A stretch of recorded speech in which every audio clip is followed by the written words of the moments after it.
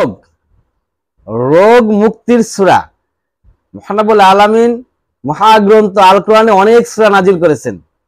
সূরা ইয়াসিনের এমন একটি সূরা আয়াত আছে যে আয়াত আপনি যদি পাঠ করেন তাহলে আপনার যত কঠিন রোগ থাকুক না কেন সে রোগ থেকে মহানবুল আলামিন আপনাকে মুক্ত করে দেবেন ইনশাআল্লাহ। সূরা ইয়াসিনকে বলা হয় হৃদয়, হার্ট। কোরআন মহাগ্রন্থ আল কোরআনের হার্ট, হৃদয় হচ্ছে সূরা ইয়াসিন।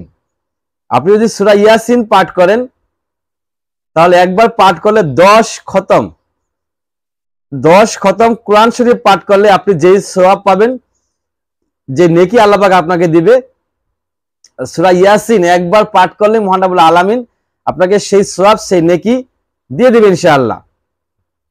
এবং আপনি যদি নিয়মিত সূরা ইয়াসিন পাঠ করেন আপনার মৃত্যুর যন্ত্রণা সহজ হয়ে যাবে। এবং মৃত্যুর শয্যায় কোনো ব্যক্তির সামনে যদি সূরা ইয়াসিন পাঠ করা হয় তাহলে তার মৃত্যুর যন্ত্রণা আল্লাহ পাক লাঘব করে দেয়, কমিয়ে দেয়। সূরা ইয়াসিন অত্যন্ত পাওয়ারফুল একটি সূরা। যদি সূরা ইয়াসিনের প্রথম 10 আয়াত আপনি পাঠ করতে পারেন তাহলে শত্রুরা আপনাকে দেখতেই পাবে না, শত্রুরা ব্যানিশ হয়ে যাবে। নবী মুহাম্মদ সাল্লাল্লাহু আলাইহি সাল্লামকে একবার শত্রুরা ঘিরে ধরেছিল, তখন তিনি সূরা ইয়াসিনের প্রথম 10 আয়াত পাঠ করেছিলেন। পাঠ করার পরে শত্রুরা তাকে দেখতেই পাচ্ছিল না, তখন নবী মুহাম্মদ সাল্লাল্লাহু আলাইহি সাল্লাম দিব্যি হেঁটে চলে গেলেন। অত্যন্ত পাওয়ারফুল স্ট্রং একটি সূরা, সূরা ইয়াসিন।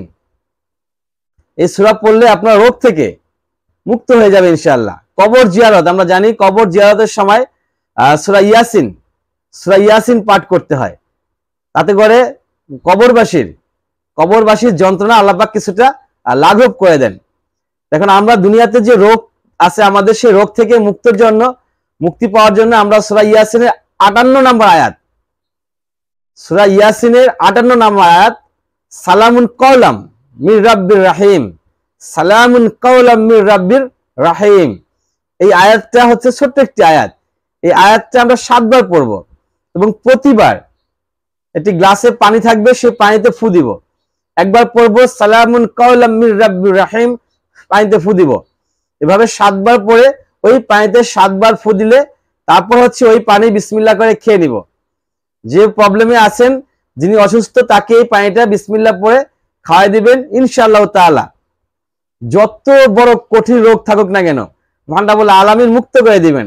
রোগ দেওয়ার মালিক হচ্ছে আল্লাহ এবং রোগ থেকে মুক্তি দেওয়ার মালিকও কে? আল্লাহ। তাহলে আমরা যদি বিশ্বাস করি এই সূরা ইয়াসিনের মাধ্যমে আল্লাহ পাক আমাদের রোগ থেকে মুক্ত করে দিবেন, তাহলে অবশ্যই আল্লাহ পাক আমাদের রোগ মুক্তি করবেন। রিজিক বৃদ্ধি হয়ে যাবে, আমাদের রিজিকের পেরেশানি। দুনিয়াতে যদি রিজিকের ব্যবস্থা মানে রিজিক না প্রয়োজন হইতো তাহলে এই যে দালান কোঠা, বিল্ডিং, অট্টালিকা, বাড়ি গাড়ি, সম্পদ কোনো কিছুর কোনো প্রয়োজন থাকতো না। এই সব কিছুর পিছনে প্রধান যে কারণ সেটা হচ্ছে রিজিক, খাবার। এই খাবারের ব্যবস্থা আল্লাহ পাক করে দিবেন সালামুন কাওলাম মির রাব্বির রাহিম এই আয়াতের মাধ্যমে। এবং সূরা ইয়াসিন আমরা বেশি বেশি পাঠ করব ইনশাআল্লাহ। যত বেশি বেশি সূরা ইয়াসিন পাঠ করব আমাদের জীবনটাকে তত বেশি আল্লাহ পাক পরিবর্তন করে দিবেন। কোরআন শরীফে আরেকটা সূরা আছে সূরাতুল শিফা, যেটা আমরা সবাই জানি। সকল মুসলমান, মোটামুটি প্রাপ্তবয়স্ক মুসলমানরা সূরা ফাতিহার কথা বলতেছি, সেই ফাতিহা যায় না এরকম কোন লোক নাই বললেই চলে। সে সূরা ফাতিহা হচ্ছে সকল রোগের শিফা। এই সূরা ফাতিহা পড়েও যদি আপনি ফু দেন ইনশাআল্লাহ তাআলা সকল প্রকার রোগ থেকে মুক্তি পেয়ে যাবেন। আপনার যদি বিশ্বাস থাকে যে আল্লাহ পাক রোগ দিয়েছেন, আল্লাহ পাকে রোগ থেকে মুক্ত করবেন। রোগ কে দিয়েছেন এই বিশ্বাস আমাদের নাই। আমরা মনে করি যে ঠান্ডা পানি খাওয়ার কারণে গলায় ব্যথা হয়েছে, নাউযুবিল্লাহি মিন যালিক, এটা বললে পাপ হবে। শুকনো মরিচ খাওয়ার কারণে পেট জ্বালা করতেছে, নাউযুবিল্লাহ, এটা বলা যাবে না। পেটে ব্যথা দিচ্ছে আল্লাহ পাক, গলায় ঠান্ডা দিচ্ছে আল্লাহ পাক। বৃষ্টিতে ভিজার কারণে ঠান্ডা লাগলো, জ্বর হইলো, নাউযুবিল্লাহি মিন যালিক। বৃষ্টি বা অতিরিক্ত গোসল, অতিরিক্ত পানি আপনার ঠান্ডা লাগাতে পারে না, আপনার জ্বর দিতে পারে না। যদি সেটাই হতো তাহলে আপনি গ্রাম অঞ্চলে গিয়ে দেখেন হাজার হাজার মানুষ বৃষ্টির ভিতরে খেতে কাজ করতেছে, পাট তুলতেছে, ধান কাটতেছে, বিভিন্ন ধরনের কাজকর্ম তারা পানিতে করতেছে। জেলেরা বছরের পর বছর তারা পানিতে ডুবে আছে, মাছ ধরতেছে, তাদের তো ঠান্ডা লাগে না।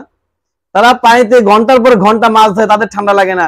আপনি গিয়ে 20 মিনিট পানিতে ডুবাইলেন, আপনার ঠান্ডা লেগে গেল, আর দোষ দিলেন পানির, তাহলে ওই লোকটাকে কেন ঠান্ডা দিল না আল্লাহ পাক? মানে ওই লোকটাকে পানি কেন ঠান্ডা দিল না? তার মানে ঠান্ডা দেওয়ার বা জ্বর দেওয়ার বা অসুখ, যে কোনো এনি কাইন্ড অফ রোগ, যে কোনো প্রকারের রোগ থেকে রোগ দিতে পারেন আল্লাহ পাক এবং নিতেও পারেন আল্লাহ পাক। জাস্ট আপনার ইয়াকিন থাকতে হবে, বিশ্বাস থাকতে হবে।